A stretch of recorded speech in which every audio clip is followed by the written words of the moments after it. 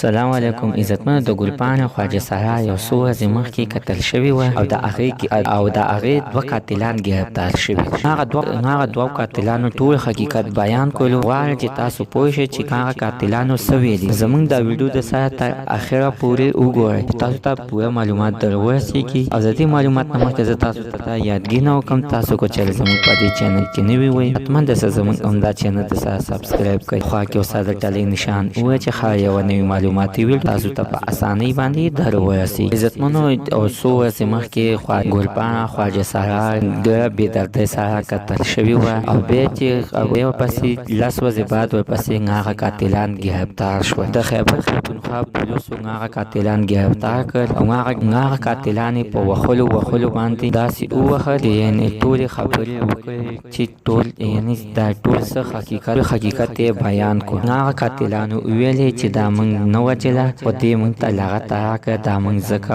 ووجله چې موږ ته پته وه د دې په مرګ کې موږ ته څه نه میلاوي. ګلپاڼه خواجه سارا چې دی نو دی په دغه پروګرام کې ډېر شی روپۍ جمع کړې وې. موږ هم دغه پروګرام یعنې ناست دي. موږ خپل 15 کسانو او ټولو صلاح وکړله چې دوی ته به موږ په لار وینو، موږ به د دوی نه دا ټولې پیسې اخلو. په دغه 15 کې د موږ نه یو کس شاته شو. هغه ویلی چې زه بالکل دا کار نه کوم، ځکه چې کم یو شارټ کټ لار چې خوښوي نو د دغې لار ډېره لنډه وي. نو د ګلپاڼې خواجه سارا 4 قاتلان دي، 2 ګرفتار شوي او 2 پاتې. عزتمنو، دا د پیسو دپاره قتل شوې ده، پیسې هم ترېنه یو نه ولې او ګلپاڼې خواجه سارا پکې خپل سر وبیل او چاخت خواجه سارا پکې زخمي شو.